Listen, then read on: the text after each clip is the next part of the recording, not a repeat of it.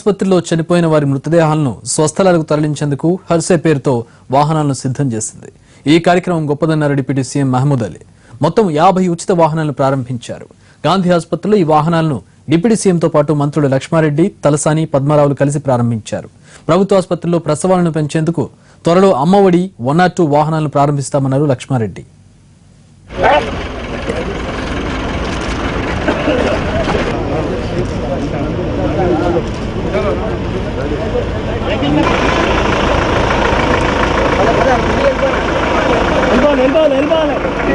బీద వ్యక్తి చనిపోయినప్పుడు వాళ్ళ బంధువుల దగ్గర కనీసం చనిపోయిన బాడీని వాళ్ళ ఇంటికి తీసుకుపోవడం కూడా డబ్బు లేని పరిస్థితులు. మరి ఇవన్నిటిని గమనించి ఈ నిర్ణయాన్ని తీసుకోవడం జరిగింది.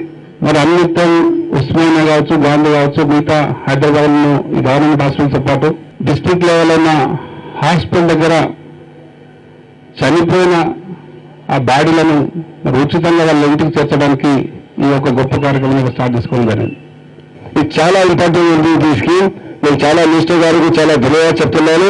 1, 2 లేదు, 50 వెహికల్స్ ప్రొవైడ్ చేస్తున్నారు.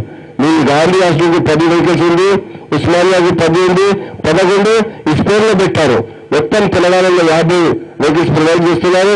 అలా చాలా మంచి సిస్టమ్, లేటెస్ట్ సిస్టమ్ ఉంది.